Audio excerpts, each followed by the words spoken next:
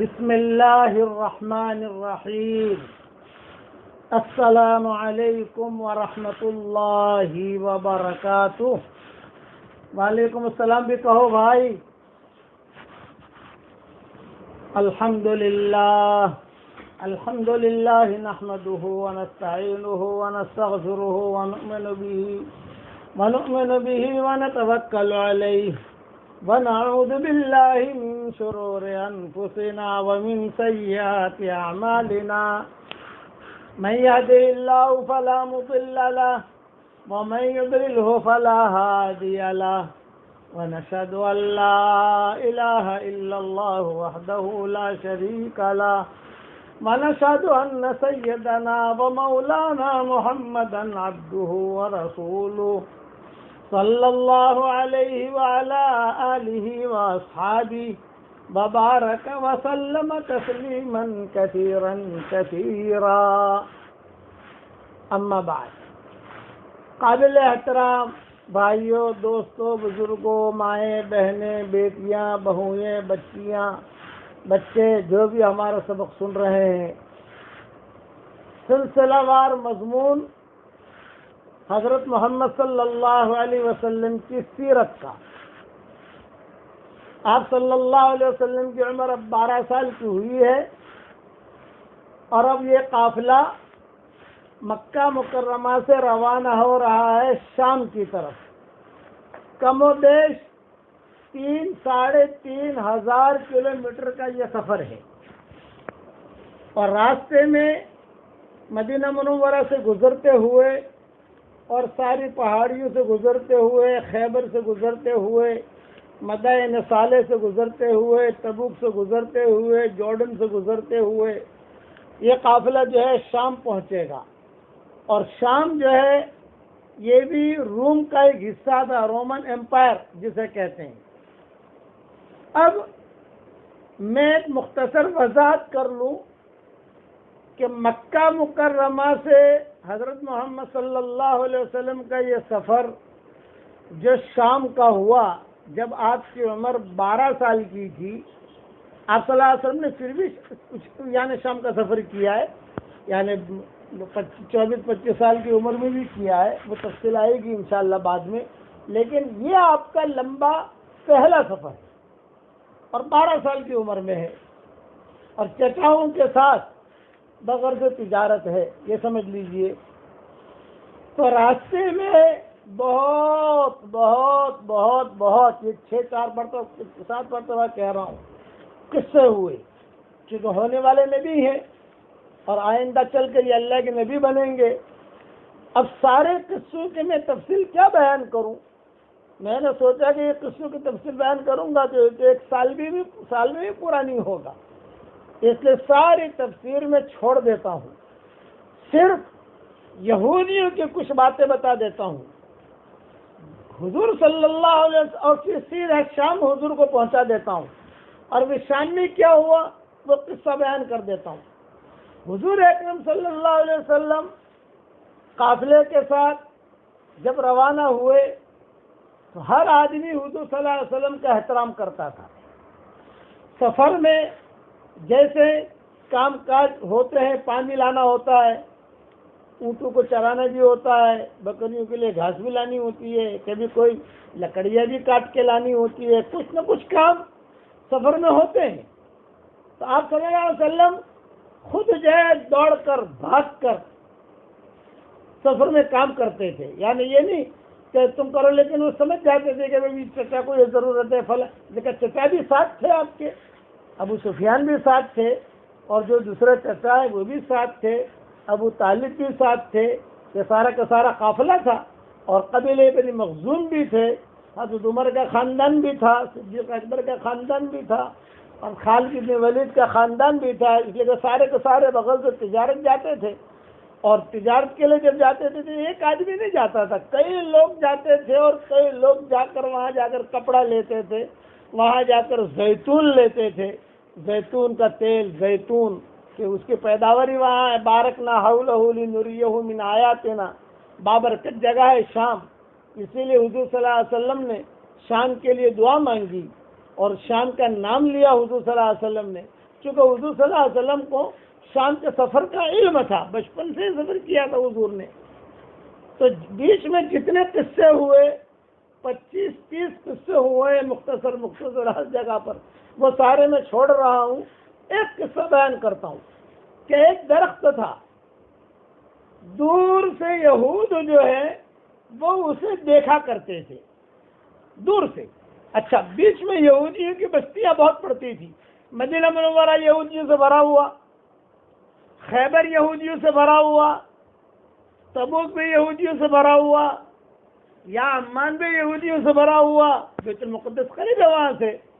یہ تو سارے کے سارے جو ہے یہودی کالونی تھی، کہ پٹی پوری یہودیوں کی تھی، اور یہ سارے کے سارے اہل کتاب تھے۔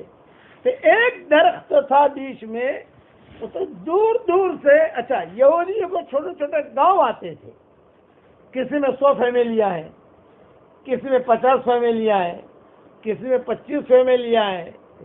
تو حضور صلی اللہ علیہ وسلم جب وہاں سے گزر رہے تھے تو یہ سارے اہل کتاب تھے، یہ سارے کے سارے باہر نکل کر دیکھتے تھے۔ تو ابو طالب کو شک پڑتا تھا کہ بھئی یہ کیوں دیکھ رہے ہیں میرے بھتیجے کو، یہ لوگ کیوں دیکھ رہے ہیں میرے بھتیجے کو، کیوں دیکھ رہے ہیں؟ حالانکہ وہ دیکھتے تھے اور چیز دیکھتے تھے، ان کا مطلب وہ حضور کو تکلیف پہنچانا نہیں، لیکن وہ حضور صلی اللہ علیہ وسلم کی پیشانی سے وہ سمجھ جاتے تھے کہ ارے اللہ کا نبی جو آنے والا ہے وہ یہی لڑکا ہے۔ جیسے آج کل لوگ امام مہدی کو ڈھونڈتے ہیں، آج کل لوگ جو ہے امام مہدی کے بارے میں بہت سوال کرتے ہیں۔ میں کہتا ہوں بھائی جب آنے ہوں گے آ جائیں گے یار، ہم ان کے ہاتھ پر بیعت کر لیں گے، تمہیں اتنا ٹینشن کیوں ہے؟ یہ بتاؤ نا، آپ کو اتنا ٹینشن کیوں ہے امام مہدی کا؟ وہ آئیں گے، صحیح حدیث میں ہے، جب آئیں گے تو ان کے ہاتھ پر بیعت کر لیں گے انشاءاللہ، اور کیا۔ لیکن وہاں تو چونکہ علم نجوم سے انہیں پتہ چل گیا تھا کہ بچہ پیدا ہو گیا ہے، بڑے بڑے جو ان کے ٹاپ 1 نجوم ہی تھے، انہوں نے بتا دیا تھا کہ بچہ پیدا ہو گیا ہے، حجاز میں پیدا ہوا ہے، اور یہ عمر کا ہے۔ سارے کے سارے انہیں تفصیل میں آگے تفصیل آئے گی۔ تو یہودی عورتیں، یہودی بچے، یہودی بوڑھے، یہ سارے کے سارے جو ہے یہ اسے دیکھتے رہتے تھے، کیونکہ آپ کا گزر کنیساؤں کے اوپر سے بھی ہوتا تھا، اس لیے کہ آپ تو شام جا رہے ہیں نا چچا کے ساتھ، چچاؤں کے ساتھ، چچا تو نہیں کہوں گا، چچاؤں کے ساتھ، سارے قافلے کے ساتھ، سارا قافلہ جا رہا ہے تو آپ بھی جا رہے ہیں ساتھ میں، 12 سال کی عمر ہے۔ تو لوگ جو ہے وہ عجیب عجیب نگاہوں سے دیکھتے تھے۔ تو یہ قافلے والے آپس میں مشورہ کرتے تھے کہ بھئی ہم جہاں سے گزرتے ہیں یہ لڑکے بھاگے بھاگے آتے ہیں، ان کے سب پادری وغیرہ سب بھاگے بھاگے آتے ہیں، یہ کیا مسئلہ ہے؟ تو ابو طالب چونکہ امیر تھے اس قافلے کے، وہ کہتے کہ بھئی دیکھو ہم تو جو ہے مکہ کے رہنے والے ہیں، سیدھے سادھے لوگ ہیں، مکہ کے رہنے والے لوگ یعنی غربا فقراء، اس وقت پیٹرول تو تھا نہیں، مکہ کے رہنے والا یہ کون؟ مطلب کہ غریب فقیر آدمی یہ شمار ہوتا تھا۔ تو مکہ کا رہنے والا ہوں مطلب کہ بیچارہ بہت غریب ہے، بہت فقیر ہے، کہ ہم تو مکہ کے رہنے والے ہیں نا، ہمارے پاس اتنا مال ہے۔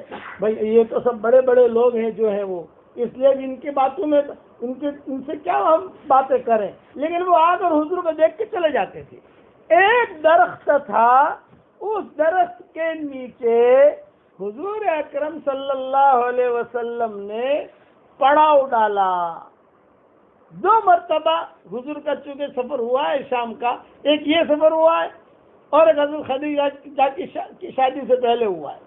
تو دونوں مرتبہ حضور صلی اللہ علیہ وسلم نے اس درخت کے نیچے، جب وہ درخت کے نیچے حضور ٹھہرے، یہ یہودی بڑے بڑے بڑے بڑے علماء بھاگے بھاگے بھاگے بھاگے بھاگے آئے اور یہ فرمایا یہ کس کا لڑکا ہے، یہ کس کا لڑکا ہے، یہ کس کا لڑکا ہے، یہ کس کا لڑکا ہے۔ ابو طالب کہتے تھے میرا لڑکا ہے، حالانکہ ان کے بھائی کا لڑکا تھا، لیکن ایک یہ کہ عرفن کبھی میرا بھتیجا ہے، میری تحویل میں ہے، میرا بیٹا ہے۔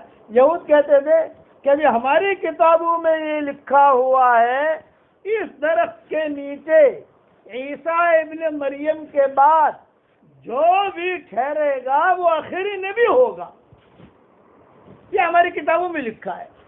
ہم روزانہ اس درخت کی واچ کرتے ہیں دور دور سے، کون آگے ٹھہرتا ہے۔ حضور صاحب ٹھہرے کہ بھائی یہ آخری نبی ہونے والا ہے، یہ سارے بڑے بڑے پادری کہتے تھے۔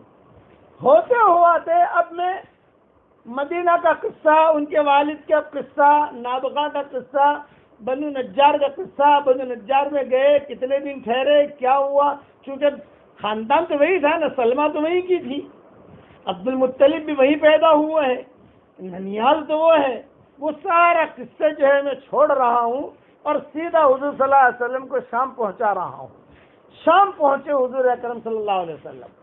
شام جو ہے ان کا مرکز تھا یہودیوں کا، اور وہاں کے جو پادری تھے وہ سارے کے سارے سمجھ لو کہ سارے جتنے بھی پادری تھے ان سب سے بڑا پادری تھا، اس کا نام تھا بحیرہ راہب یا بحیرہ راہب یا بحیرہ راہب، یہ سب کا بڑا، اور اس کا جو مرکز تھا وہ سب سے بڑا، سارے کے سارے اسی سے مشورہ کرتے تھے۔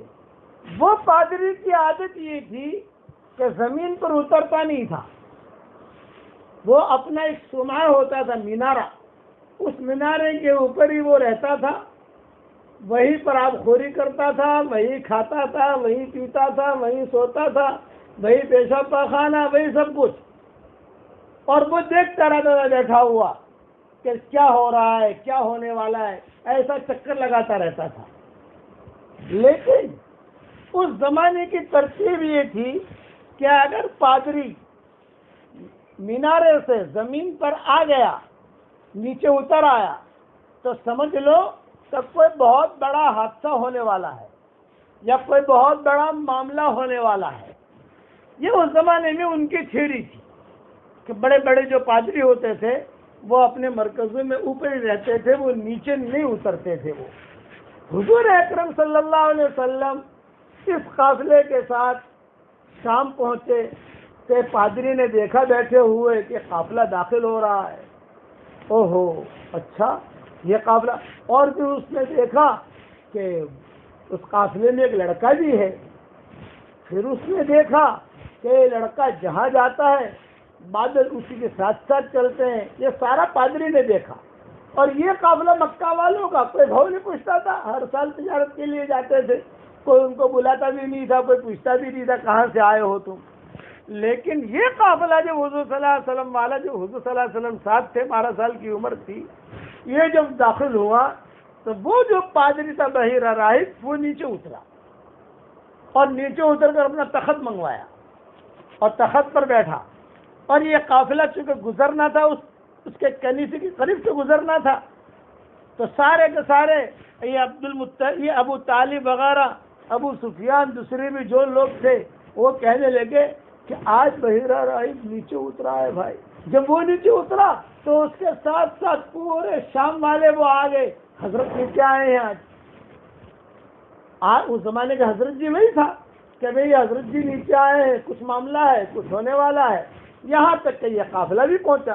جب یہ قافلہ پہنچا تو سب کا اس نے استقبال کیا، یہ زندگی میں پہلی مرتبہ استقبال کیا ہے۔ وہ پادری کسی کا استقبال نہیں کرتا تھا، وہ تو بڑا آدمی تھا، اور مکہ والوں کے کیا استقبال کرے، تو یہ تو آتے ہیں جاتے ہیں، تجارت کر کے چلے جاتے ہیں۔ استقبال کیا، ان کو بٹھایا، اور حضور صلی اللہ علیہ وسلم جو ہے کتابوں میں یہ بھی لکھا ہے پیچھے بیٹھے ہوئے تھے پیچھے، تو پادری نے سوال کیا وہ لڑکا کس کا ہے؟ تو ابو طالب نے زور سے کہا میرا لڑکا ہے۔ تو پادری نے جواب دیا کذبت، تو نے جھوٹ کہا، تیرا لڑکا نہیں ہے۔ فرمایا میرا لڑکا ہے، کذبت، جھوٹ کہا۔ پیچھے ابو سفیان بیٹھے ہوئے تھے، یہ کہا ابو طالب کہتے میرے بھائی کا بیٹا ہے، تو تمہارا کہاں ہے؟ یہ محمد تو جو ہے تمہارے بھائی کا بیٹا ہے۔ تو نے کہا کیا ہاں میرے بھائی کا بیٹا ہے؟ تو پادری نے کہا صدقت، تو نے سچ کہا، یہ بات تم نے سچ کہی، بولا اس بچے کو یہاں۔ چنانچہ حضور صلی اللہ علیہ وسلم سامنے آئے، 12 سال کی آج کی عمر تھی، بٹھایا۔ پھر اس پادری نے کہا کہ میں نے کبھی بھی تمہارا اکرام نہیں کیا ہے، لیکن میں اپنے مینارے پر تھا، میں دیکھ رہا تھا کہ یہ بچہ جہاں جہاں جاتا ہے درخت جو ہے اسے سایہ کرتے ہیں، بادل سایہ کرتے ہیں، اور سارے ایک انوکھی چیز ہے۔ اور ہماری کتابوں میں لکھا ہے کہ یہ بچہ جو ہے ان تاریخوں میں یہاں آئے گا، یہ جو ہماری تاریخ ہے، آپ آئے ہو تو میں انتظار میں تھا کہ یہ تاریخ تو آ گئی، اب وہ کب آئے گا، وہ کب آئے گا، انتظار میں تھا۔ اب ہماری کتابوں میں لکھا ہے، اس لیے یہ یہاں آیا ہے۔ بس آپ کو 2 باتیں بتاتا ہوں، وہ پادری نے کہا 2 باتیں آپ کو بتاتا ہوں۔ ایک تو یہ کہ اس کے دشمن یہاں بہت ہیں. پورا رومن امپائر جو ہے وہ اس کا دشمن ہے، کیونکہ میں بھی رومن امپائر، اس لیے کہ شام وغیرہ یہ سب روم کے ماتحت تھے. یہ سارے کے سارے مخالف ہیں. اور روم کے بادشاہ نے ساری دنیا میں اس لڑکے کو ڈھونڈنے کے لیے قافلے بھیج دیے. کبھی کسی بھی وقت میں قافلہ یہاں میرے پاس بھی آ سکتا ہے، کیونکہ نجیب جی نے کہا ہے کہ یہ تاریخ میں یہ لڑکا ہر حال میں شام میں آئے گا. ایک بات تو یہ ہے، جب تم تھکے ہارے آئے ہو تو میں تو یہ نہیں کہتا کہ ابھی کے ابھی بچے کو واپس بھیجو، اس لیے کہ ظاہری بات ہے کتنا لمبا سفر کر کے آئے اور ابھی سے ایک دم سے واپس بھیجنا یہ بھی ذرا بد اخلاقی ہے. بس یہ کہ کل جو ہے تم لوگ میرے یہاں کھانا کھا لینا، اور میرے یہاں کھانا کھانے کے بعد پھر کسی طریقے سے بھی جلد از جلد اس بچے کو یہاں سے روانہ کر لینا، یہاں سے روانہ کر دو اس کو. اور کل تمہاری دعوت. عرب بہت خوش ہو گئے. بھائی بڑے بحیرہ راہب نے ہماری دعوت کی، کبھی پانی کا بھی نہیں پوچھتا تھا، ایک زیتون بھی نہیں دیتا تھا، اور آج دعوت. تو دوسرا دن آیا، کتابوں میں یہ لکھا ہے کہ یہ جتنے بھی چودھری تھے ان لوگوں نے حضور صلی اللہ علیہ وسلم سے کہہ دیا کہ محمد تم تو چلے جاؤ بکریاں چرانے کے لیے، ہم تو سب سیٹیے ہیں، ہم کھانا وانا کھائیں گے، اچھے سے کپڑے پہنیں گے، اور تمہارے لیے کھانا ہماری آستینوں میں لائیں گے. آستینیں اس زمانے میں لمبی چوڑی ہوتی تھی، جیسے آج کل یہ سوڈان میں، موریٹانیہ میں اور مالی میں آپ چلے جاؤ سفر کرو، سینیغال میں آپ وہاں سفر کرو، اور تو وہاں عربوں کی جو آستینیں ہوتی ہیں وہ بہت لمبی ہوتے ہیں. یا بغداد میں کہ ان کی آستینیں بہت لمبی. یہ فرمایا کہ ہم آستینیں جو ہے ہماری لمبی بھی ہے چوڑی بھی ہے، تمہارے لیے ہم کھانا لے آئیں گے، محمد تم جاؤ. یہ کہہ کر حضور صلی اللہ علیہ وسلم کو تو اونٹ چرانے کے لیے بھیج دیا، بکریاں چرانے بھیج دیا. اور یہ جتنے چودھری تھے مکہ مکرمہ کے یہ لائن لگا کے بیٹھ گئے. کھانا اس وقت میں پلیٹیں نہیں ہوتی تھی، درختوں کے پتوں پر کھانا دیا جاتا تھا. تو سب کو درختوں کے پتے دیے گئے. یہ بحیرہ راہب بھی بیٹھا، اس کے وزراء بھی بیٹھے، اس کے دوست بھی بیٹھے. اب یہ ہوا جب یہ کھانا شروع کرو تو بحیرہ نے کہا کہ وہ لڑکا کہاں ہے؟ وہ لڑکا کہاں ہے؟ انہوں نے ابو طالب نے کہا ہم نے تو اسے بکریاں چرانے بھیج دیا. ارے اس کے برکت سے تو تمہاری دعوت کی ہے میں نے، اس کے برکت سے تمہاری دعوت کی ہے، ورنہ تمہارا بھاؤ کون پوچھتا تھا؟ اس کو بلاؤ. تو حضور صلی اللہ علیہ وسلم کو بلایا گیا. اب یہ تو سارے کے سارے درختوں کے سایوں میں، اس لیے کہ شام میں درخت بہت ہوتے ہیں اور گھنے درخت ہوتے ہیں شام میں. حجاز میں اتنے درخت نہیں ہوتے.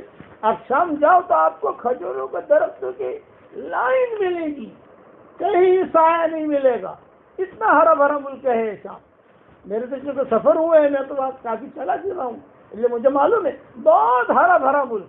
چنانچہ سب کو جو ہے درختوں کے نیچے انہوں نے اپنی اپنی جگہیں لے لی کھانے کے لیے، مردوں نے عورتوں نے. اور حضور صلی اللہ علیہ وسلم کو جگہ ملی دھوپ میں، جہاں لوگوں کے جوتے وغیرہ رکھے ہوئے تھے وہاں جو ہے حضور صلی اللہ علیہ وسلم کو جگہ ملی. جب آپ آئے جب آئے تو یہ درخت جو ان کو سایہ کر رہے تھے یہ درخت چلے اور چل کر حضور کو سایہ کرنے لگے. جب حضور کو سایہ کرنے لگے تو بحیرہ راہب نے کہا کہ دیکھا اس بچے کی برکت، یہ بچے کی برکت ہے، یہ ہونے والا نبی ہے. بس کھانا کھاؤ اور جلد از جلد اسے جو ہے مکہ مکرمہ واپس بھیج دو. بس یہ میری نصیحت ہے. اس لیے کہ کسی گھڑی بادشاہ کو آرڈر آنے والا ہے. کھانا کھایا، کھانا کھانے کے بعد شکریہ کے لیے بحیرہ راہب کے سامنے سارے کے سارے بیٹھے، حضور صلی اللہ علیہ وسلم بھی بیٹھے، اور یہ ابو طالب، ابو سفیان وغیرہ وغیرہ جو بھی تھے سارے کے سارے بیٹھے کہ بھی شکریہ آپ نے ہمارے کھانے کی دعوت کی وغیرہ. تو بحیرہ راہب بات کر رہا تھا اور یہ بات کر رہا تھا کہ دیکھو تمہارے لیے یہاں ٹھہرنے کی ویزے کی کوئی ضرورت نہیں ہے، تم جتنا ٹھہرنا چاہو ٹھہرو، جہاں جانا چاہو جاؤ، جو دھندا کرنا چاہو دھندا کرو، جو کرنا ہے وہ کرو، اس بچے کو بھیج دو. اور جو حکومتی پابندیاں ہوتی ہیں وہ تم پر کوئی پابندی نہیں اس بچے کی برکت سے، لیکن بچے کو یہاں سے بھیج دو. ابھی یہ باتیں ہو رہی ہیں، اتنے میں 5 ایک روایت کے مطابق اور 7 دوسری روایت کے مطابق آدمی آ گئے بادشاہ کے فوجی، اور انہوں نے آتے ہی بحیرہ راہب کو سلوٹ کیا اس زمانے کے اعتبار سے جو سلام کرتے ہیں، اور کر کے کہا کہ یہ ہمیں آرڈر ملا ہے بادشاہ کی طرف سے، یہ خط پڑھو۔ خط میں لکھا ہوا تھا کہ آج کی تاریخ میں یہ لڑکا جس کا نام محمد ہے یہ شام میں پہنچنے والا ہے، اگر تمہیں وہ لڑکا ملے تو فوراً اسے قتل کرو۔ حضور صلی اللہ علیہ وسلم سامنے بیٹھے ہوئے تھے، بحیرہ راہب کو یہ حکم نامہ ملا، اور یہ بادشاہ کی طرف سے یہ CID آئی ہوئی تھی، کسریٰ نے بھیجی تھی کہ سب جگہ ہم نے لوگوں کو بھیجا ہے، اور 100% نجومیوں کا کہنا ہے کہ یہ لڑکا کسی بھی حال میں آج کی تاریخ میں شام میں ہوگا، فلاں فلاں جگہ ہوگا، اس لیے بس وہ لڑکا ہمارے حوالے کیا جائے۔ یہ باتیں بادشاہ کر رہا ہے، اور وہ 5-6 جو آئے ہیں وہ کر رہے ہیں، اور یہ ابو طالب وغیرہ سب سن رہے ہیں، حضور بھی سن رہے ہیں۔ اتنے میں ان 5 یا 7 میں سے ایک کی نظر حضور صلی اللہ علیہ وسلم پر پڑی، تو اس نے کہا ارے ہاں ہوا ذا، ہاں ہوا ذا، ارے یہی ہے یہی ہے یہی ہے۔ ایک دوسرے نے دیکھا، ہاں یہی ہے، ہاں یہی ہے، ہاں یہی ہے، ہاں یہی ہے۔ اب جو ہے چونکہ بحیرہ راہب وہ ذمہ دار ہے، پھر لڑکے کو ہمیں سونپ دو۔ تو بحیرہ راہب نے کہا ایک جملہ کا محلن محلن محلن، ٹھہرو ٹھہرو، بے شک یہی ہے، اس میں کوئی شک نہیں، لیکن ہماری کتابوں میں ایک بات اور بھی لکھی ہے، وہ یہ لکھی ہے کہ اس بچے کو کوئی مار نہیں سکتا، اس بچے کو تو قتل نہیں کر سکتا، یہ بڑا ہو کر اللہ کا نبی بنے گا، اور اس کو جو دین دیا جائے گا وہ دین دنیا کے ہر کونے میں، ہر گھر میں پہنچے گا۔ تو ہماری کتابوں میں جو لکھا ہے وہ تو صحیح ہے، تو تم جو ہے اس بچے کو لے کر جانا کرنا، یہ کالی ہنڈی اپنے سر کو رکھتے ہوتے۔ تو یہ 5 ساتھیوں نے کہا کہ ہم کیا کریں، بادشاہ نے بھیجا ہے ہم کو، ہم تو CID، ہم تو جو ہے یعنی تحقیق کے لیے آئے، اور لڑکا ہمیں مل بھی گیا ہے، ہم کیا جواب دیں؟ تو بحیرہ راہب نے خود نے بتایا کہ دیکھو تم جو ہے اتنا لکھ دو کہ ہم ڈھونڈتے ڈھونڈتے شام پہنچے، ہمیں شام میں تو نہیں ملا، اب ڈھونڈنے کے لیے ہم یمن جا رہے ہیں، ہم ڈھونڈنے کے لیے یہ کہہ کر تم یہاں سے چھڑک جاؤ، یہ کہا بحیرہ راہب نے۔ اور دیکھو تم مار نہیں سکتے، کوئی تلوار اسے نہیں مار سکتی ہے، اس لیے کہ یہ اللہ کی طرف سے محفوظ ہے، اللہ کی طرف سے محفوظ ہے، اللہ کی مدد اس کے ساتھ ہے۔ اس لیے یہ تو یقین ہی ہماری کتابوں میں لکھا ہے، اگر کوئی مار دے تو ہماری کتابیں غلط ہو جائیں گی۔ تورات اور انجیل کا بڑا ماہر تھا یہ آدمی، تو انہوں نے کہا کہ ٹھیک ہے، انہوں نے بادشاہ کو رپورٹ بھیج دیا، ہمیں تو لڑکا ملا نہیں، اب ہم جو ہے واپس جا رہے ہیں، ہم جو ہے یعنی یمن جا رہے ہیں، جب ملے گا۔ تو بعض مورخین نے لکھا ہے کہ بعد میں چل کر یہ بڑے بڑے صحابہ بنے ہیں، جب حضور کو نبوت ملی ہے تو یہ بڑے بڑے صحابہ بنے ہیں۔ اس کی بھی مستقل ایک تفصیل ہے کہ کون کیا بنا، کون کیا بنا، کون کیا بنا، صرف حضور کی اتنی محبت پر کہ انہوں نے رپورٹ لکھ دیا کہ بھی دیکھو ہمیں تو لڑکا ملا نہیں، ہم تو جا رہے دوسری جگہ ڈھونڈنے۔ اب وہ تو روانہ کر دیا وہ بحیرہ راہب نے ان کو۔ اب حضور صلی اللہ علیہ وسلم کے بارے میں بحیرہ راہب نے کہا کہ دیکھو میں تمہیں نہیں کہہ رہا تھا کہ ساری حکومت حرکت میں ہے اس بچے کی وجہ سے، اس لیے اب جلدی سے روانہ کرو۔ اب آج کل پہنچے ہیں اور اتنا لمبا سفر کر کے آئے ہیں، دھندا بندہ کیا نہیں ہے، ابھی تو دھندا شروع کریں گے، 2-4 مہینہ قیام کریں گے، پھر مکہ کا سفر کریں گے، اب کون لے کے جائے، یہ بھی ایک مسئلہ ہے کہ کون لے کے جائے۔ چنانچہ ابو طالب نے اسی جگہ پر جو ہے سب قافلے والوں کو جمع کیا، اور قافلے والوں کو جمع کر کے کہا کہ بھئی دیکھو ایسی ایسی بات ہے کہ بھی کیا کریں، یہ بچے کو اب کون لے کے جا رہا ہے، کیا مسئلہ ہے۔ تو کوئی تیار ہو نہیں رہا، اکیلا بچے کو تو بھیج نہیں سکتے کہ اکیلا بچہ اتنا لمبا سفر کر کے جائے، واپس کرنا ہے۔ چنانچہ جو بحیرہ راہب تھا اس نے کہا کہ میں ناشتے کا انتظام کرتا ہوں، تو روایت میں یہ ہے کہ اس نے زیتون کے دانے دیے، زیتون کا تیل دیا، پنیر دیا، شام میں پنیر بہت ہوتا ہے، زیتون بہت ہوتے ہیں، اور یہ دیا، اور دے کر جو ہے حضور صلی اللہ علیہ وسلم سے کہا کہ لو یہ زیادہ راہ ہے، یہ ناشتہ ہے تمہارا، راستے میں جہاں بھی راستے میں اور بھی تمہیں ملے گا، لیکن اسے لیتے جاؤ۔ اب یہ جو ہے اب ابو طالب یہ کہتے رہے کہ بتاؤ کون تیار ہے.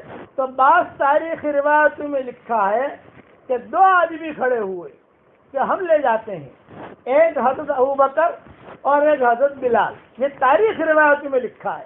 اگرچہ علماء نے اس کا انکار بھی کیا ہے, دونوں روایتیں لکھا ہے, میں وہ لکھی ہوئی بات عرض کر رہا ہوں. چنانچہ ابوبکر اور بلال کے ساتھ حضور صلی اللہ علیہ وسلم کو روانہ کیا. ابوبکر بلال تھے نہیں تھے اس میں علماء کا بہت اختلاف ہے, لیکن ایک تاریخ کی روایت میں یہ بھی ہے, وہ روایت میں نے نقل کر دی. اب حضور صلی اللہ علیہ وسلم روانہ ہوئے اور اچھا اب واپسی میں قصے ہو رہے ہیں. واپسی میں بھی تو قصے ہوئے نا. مکہ مکرمہ پہنچتے پہنچتے 2 دن میں تو نہیں پہنچ جائے گا آدمی. واپسی میں اسی جگہ سے سفر کرتے کرتے کرتے پھر مکہ پہنچیں گے حضور صلی اللہ علیہ وسلم. قافلہ تو وہاں رہ گیا. اب بقیہ تفصیل کل انشاءاللہ پوری کروں گا.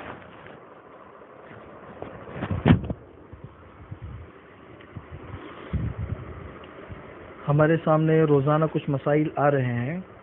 اعتکاف سے متعلق کچھ مسائل چل رہے تھے.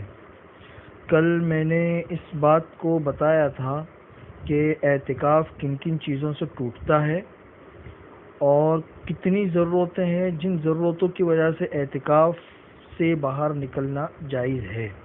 وہ تفصیلات کل بتائی تھی. اس میں ایک چیز تھی, تھوڑی سی اس کی وضاحت کر دوں کہ جیسے گھروں میں جو عورتیں اعتکاف میں بیٹھتی ہے تو جس روم میں یا جس کمرے میں اعتکاف میں بیٹھی ہوئی ہے, اگر اسی کمرے میں نہانے کا انتظام ہے, باتھ روم وغیرہ اسی کمرے میں ہے, تو پھر اعتکاف کی حالت میں نہانے میں کوئی حرج نہیں ہے, چاہے واجب غسل ہو چاہے واجب غسل نہ ہو. لیکن اگر غسل خانہ اعتکاف کی جگہ سے باہر ہے تو پھر اس وقت کے لیے یہ حکم ہے کہ واجب غسل ہی کے لیے وہ باہر نکل سکتے ہیں, اس کے علاوہ نکلیں گے تو اعتکاف ٹوٹ جائے گا. اسی طریقے سے اگر معتکف ہی کے اندر غسل خانہ ہے تو پھر وضو کرنے کے اندر بھی کوئی حرج نہیں ہے, چاہے واجب وضو ہو یا پہلے سے وضو تھا اور پھر سے وضو کر رہے ہیں نیا وضو, کوئی حرج نہیں ہے. لیکن اگر اعتکاف کی جگہ سے باہر ہے وضو کرنے کا انتظام تو پھر صرف وضو واجب ہو اسی وقت میں باہر نکل سکتے ہیں, پہلے سے وضو ہے اور نیا وضو کرنے کے لیے بھی باہر نہیں نکل سکتے. تھوڑی سی وضاحت کل کرنی باقی تھی, وہ آج میں نے آپ لوگوں کے سامنے کر لی. دوسرا مسئلہ یہ ہے کہ بہت سے مسائل یہ پوچھے جاتے ہیں کہ بھئی عورت ہے تو عورت کو اپنے اعتکاف میں بیٹھنے کے لیے شوہر کی اجازت کی ضرورت ہے یا نہیں. تو یہ مسئلہ اچھے طریقے سے سمجھ لیجئے کہ جو چیزیں فرائض اور واجبات کے قبیل سے ہیں, فرض ہے یا واجب ہے, تو اس حکم کو پورا کرنے کے لیے تو شوہر کی اجازت کی ضرورت نہیں ہے, بلکہ اگر شوہر منع بھی کرے تو بھی ان چیزوں کو شوہر کے منع کرنے پر چھوڑنا جائز نہیں ہے. اس لیے کہ جہاں پہ اللہ کا حکم ہو اور پھر بندہ منع کرے تو پھر اللہ تبارک و تعالیٰ کے حکم کو مانا جاتا ہے. لیکن جو چیزیں اور جو احکامات واجب اور فرض کے قبیل سے نہیں ہیں, صرف نفل اور سنت یا مستحب کے قبیل سے ہے, تو اس صورت میں دیکھا جائے گا کہ شوہر کا کوئی حق تلف ہو رہا ہے یا نہیں ہو رہا ہے. اگر شوہر کا حق تلف ہو رہا ہو تو اس وقت میں اس کی اجازت کی ضرورت ہے, اور اگر شوہر کا حق ضائع نہ ہو رہا ہو تو پھر اس کی اجازت کی ضرورت نہیں ہے. جیسے مثال آپ لوگوں کو بتاؤں کہ نفل نماز پڑھنی ہے تو نفل نماز پڑھنے کے لیے شوہر کی اجازت کی ضرورت ہے. اگر شوہر نے منع نہیں کیا تو وہ بھی اس کی طرف سے اجازت ہی سمجھی جائے گی, لیکن باقاعدہ اگر منع کرے تو پھر عورت کو نہیں پڑھنی چاہیے نفل نماز. نفل روزہ ہے, اگر شوہر گھر میں ہے اور وہ بیوی کو نفل روزہ رکھنے سے منع کرتا ہے تو پھر بیوی کے لیے نفل روزہ رکھنا درست نہیں ہے. جیسے نفل حج ہوتا ہے یا عمرہ ہوتا ہے, اس میں جانے سے شوہر نے منع کر دیا تو اب عورت نہیں جا سکتی. تو اسی طریقے سے اعتکاف جو ہے وہ بھی ایک سنت عمل ہے اور بعض صورتوں میں مستحب اور نفل ہو جاتا ہے. تو اس میں بھی یہی صورت دیکھی جائے گی کہ اگر شوہر شہر میں اور گھر میں موجود ہے اور اس نے بیوی کو منع کر دیا کہ بھئی میری طرف سے اجازت نہیں ہے بیٹھنے کی, اس لیے کہ بیٹھنے کی صورت میں شوہر کے بہت سارے حقوق ضائع ہو سکتے ہیں, تو پھر عورت نہ بیٹھے, اور اگر شوہر اجازت دے دے تو پھر وہ بیٹھ سکتی ہے. لیکن اگر شوہر جو ہے نا وہ گھر میں بھی نہیں ہے، شہر میں بھی نہیں ہے، اور ان 10 دنوں میں اس کے یہاں پر آنے کا کوئی امکان بھی نہیں ہے، تو شوہر کی اجازت کے بغیر بھی وہ بیٹھ سکتی ہے، اس لیے کہ اس صورت میں شوہر کا کوئی حق ضائع نہیں ہو رہا ہے۔ یہ تفصیل اچھی طریقے سے ذہن میں رکھیں۔ اس کے علاوہ ایک مسئلہ یہ ہے کہ جیسے جن لوگوں نے اعتکاف شروع کر دیا 10 دن کا، تو 10 دن کا اعتکاف شروع کرنے کے بعد اگر کسی عذر سے ٹوٹ گیا یا توڑ دیا گیا، جس کی تفصیلات کل بتا دی گئی تھی، تو اب اس اعتکاف کی قضا کس طریقے سے کرنی ہے؟ تو اگر یہ اعتکاف ٹوٹ گیا، چاہے پہلے روزے پہ ٹوٹا ہو، یعنی 21ویں میں ٹوٹا ہو، چاہے 23ویں میں، کسی بھی وقت بھی ٹوٹ گیا ہو، جیسے عورت ہے اس کو ایام شروع ہو گئے، اعتکاف ٹوٹ گیا، اعتکاف کی جگہ سے باہر نکل گیا، اعتکاف ٹوٹ گیا، تو اس کی قضا کرنا ضروری ہے۔ بہتر تو یہ ہے کہ پورے 10 دن کی ایک قضا کر لے رمضان کے بعد، لیکن اگر پورے 10 دن کی قضا کرنے کی اگر گنجائش نہیں ہے تو کم سے کم اس کے قضا کی تفصیل یہ ہے کہ اگر اعتکاف ٹوٹا ہے دن میں اگر اعتکاف ٹوٹا ہے تو پھر رمضان کے بعد صرف دن کے اعتکاف کی قضا واجب ہوگی، اس طریقے سے کہ صبح صادق ہونے سے پہلے اعتکاف کی جگہ میں آ جاؤ، مرد ہو تو مسجد میں چلا جائے، عورت ہو تو اپنے اعتکاف کی جگہ میں آ جائے، اور اس دن روزہ رکھے اور غروب آفتاب پر روزہ کھول کر پھر وہ اعتکاف سے نکل جائے۔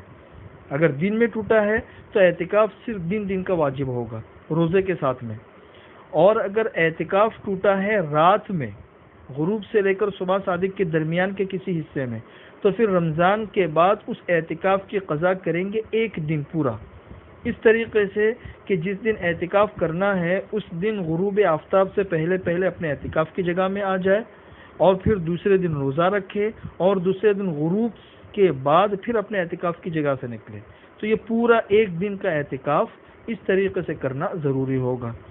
اچھا، اگر اعتکاف کی قضا کرنے کے لیے رمضان ہی میں وقت مل گیا، جیسے 22ویں روزے کو اعتکاف ٹوٹ گیا اور رمضان ختم ہونے سے پہلے موقع مل گیا، تو رمضان میں بھی قضا کر سکتے ہیں اعتکاف کی، کوئی حرج نہیں ہے، چاہے رمضان میں کرے چاہے رمضان کے بعد کریں۔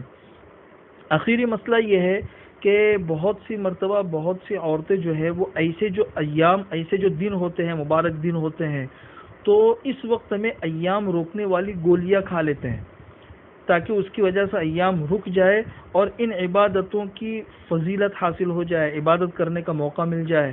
جیسے رمضان سے پہلے گولی کھا لی تاکہ رمضان میں نہ آئے اور کوئی روزہ چھوٹے نہیں، بعد میں قضا نہ کرنی پڑے۔ اسی طریقے سے اعتکاف میں بیٹھنے کے لیے گولی کھا لی تاکہ اعتکاف میں بیٹھنے کی ایک فضیلت مل جائے اور ثواب حاصل ہو۔ اس کا کیا حکم ہے؟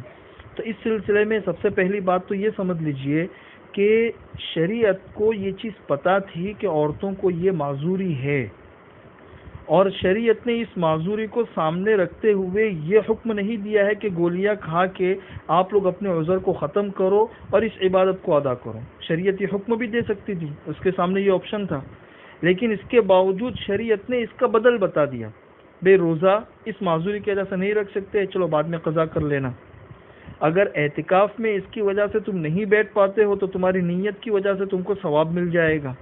یہ سارے آپشن جو شریعت نے بتائے ہیں وہ حل بتایا ہے، تو اس حل سے یہ بات سمجھ میں آتی ہے کہ شریعت کی ان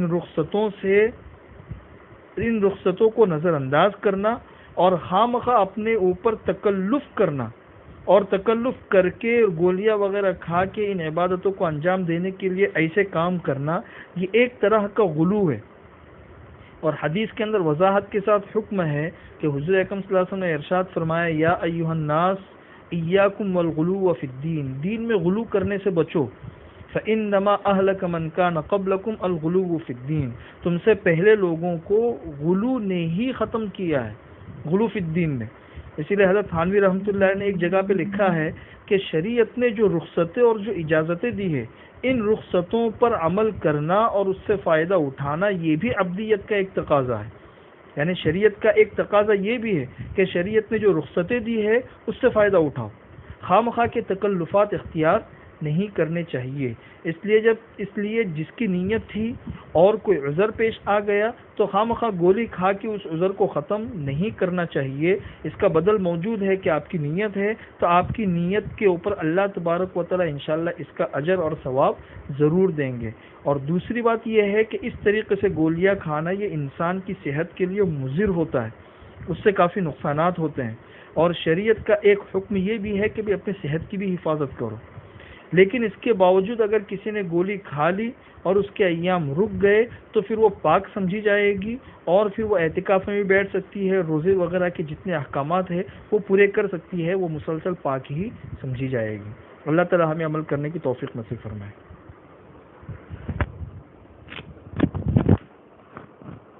دوسرا یہ کہ اب یہ بڑی راتیں شروع ہو رہی ہیں، کل ہمارے یہاں 21 شب ہے انشاءاللہ، اور پھر 23 شب، پھر 25 شب، پھر 27 شب۔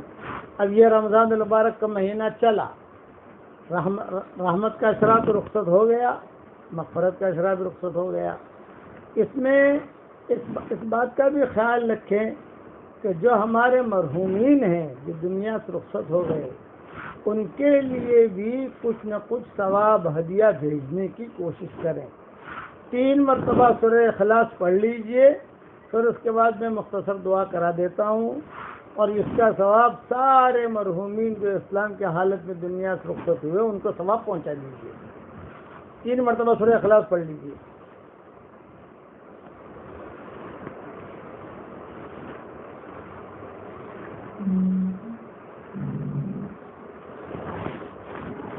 دوسرا، عام طور سے کئی مرد شکایت کرتے ہیں کہ مولوی صاحب میری بیوی کہنا ہی نہیں مانتی، میری بیوی جو ہے، میں کہتا ہوں تمہاری بیوی کہنا نہیں مانتی، ایک وظیفہ بتاتا ہوں، آپ وظیفہ کر لو، فوراً مانے گی انشاءاللہ۔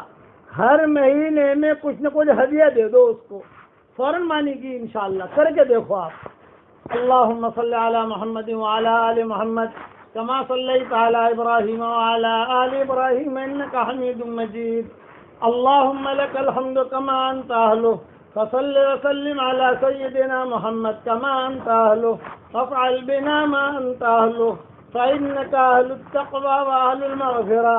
اللہم انا نسألک الفوز فی یوم القضاء ونزل الشہداء وعيش السعداء والنصر على الأعداء ومرافقة الأنبياء يا ذا المن والعطاء يا سميع الدعاء يا رافع السماء۔ اللهم إنك عفو تحب العفو فاعف عنا، اللهم إنك عفو تحب العفو فاعف عنا، اللهم إنك عفو كريم تحب العفو فاعف عنا۔ اللهم أعزنا في عيون خلقك وأكرمنا بينهم، ألف بيننا وبين الخلائق كلهم أجمعين، كما ألفت بين آدم وحواء، وكما ألفت بين إبراهيم وسارة وهاجر، وكما ألفت بين موسى وطور سيناء، وكما ألفت بين سيدنا محمد صلى الله عليه وسلم وبين آله وأمته رحمهم الله۔ اللهم إنا عبيدك بنو عبيدك بنو إمائك، نواصينا بيدك، ماض فينا حكمك، عدل فينا قضاؤك، نسألك بكل اسم هو لك سميت به نفسك أو أنزلته في كتابك أو علمته أحدا من خلقك أو استأثرت به في علم الغيب عندك أن تجعل القرآن العظيم ربيع قلوبنا ونور أبصارنا وجلاء أحزاننا وذهاب همومنا وغمومنا۔